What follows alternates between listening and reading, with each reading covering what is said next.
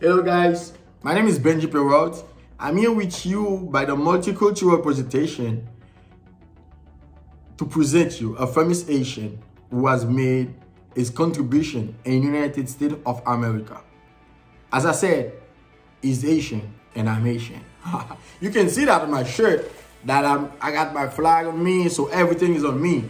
So I'm gonna talk a little bit about Haiti. They are located on the south of Bahamas and the east of Cuba and Jamaica, and then we're sharing the same island with Dominican Republic. We got two languages, so the French and Creole. Constitutionally, it's French and Creole, but most of the population speak Creole. Okay, so our flag is bicolor. It's blue and red, so the blue is on the top and the red is on the bottom. Size of 27,750 square kilometers. So, which is we are the third biggest country on the island of the Caribbean. So I'm not here to make history, as I said, to talk about history, to talk about everything that happened in Haiti. I'm here to talk about a famous Haitian who has made his contribution to the United States of America. So as I mentioned, I choose him to talk about. We got a lot of Haitian make history in United States. We got a lot of Haitian who was contributing to United States, but I'm gonna choose one.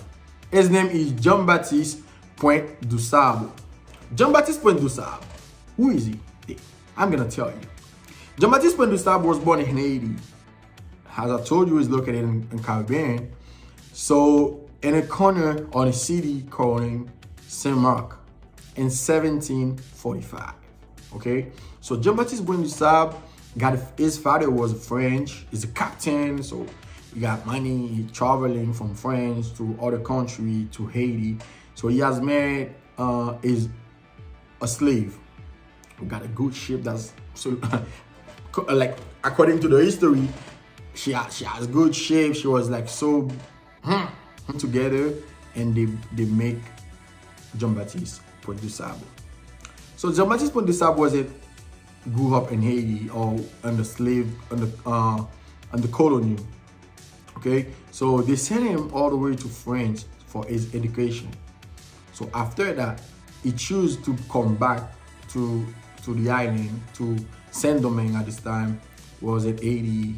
So Hispaniola chose to come back because he said he was free because he was born from the white people or someone, a colonist, the slave. Okay, they call that in French affranchi. So an affranchi is someone. So we was born from like the two side. Okay, you're not born slave.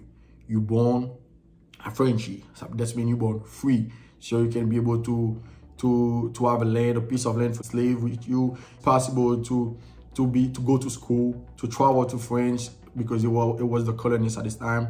So to go everywhere that you want. It was settled in 1779 to the Chicago River, which is he sees something that anybody else saw. Okay, so you see this side, it was settled. Where it's settled, there is a future for that corner. There's a future for that side that he chose. Okay, so he chose to stay there and developing his prosperous trading and farm.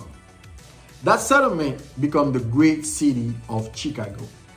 According to the writer Margaret Burroughs, said the name of Chicago came after a sneeze, which is so funny because the Native American was inside, was like the indigenous was like welcoming to settle with him. So they choose him to be their leader because he has a dream, he has a vision about something, about the development.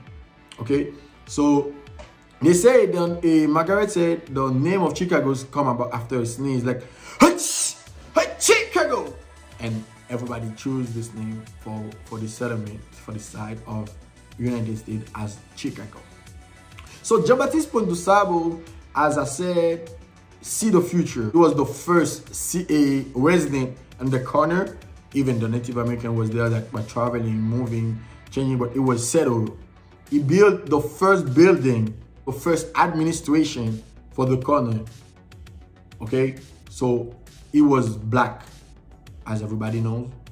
He was the first resident in the site. So according to Christopher Reed, he's a historical writer. He recognized his authority as an African American history. So he said Jean-Baptiste Point du Sable wanted to become the highest sheriff in the corner of trading and serve all the American, the British, the French, everybody was in the side, in the corner. Okay, so he made it. He think about it. He fight for it, and he made it. He served as an entrepreneur and a mediator at this time because he speaks French, Spanish, English, and a little bit of British. He spoke also a several Native American dialect. The British didn't want him to become popular as he is. They hide the history.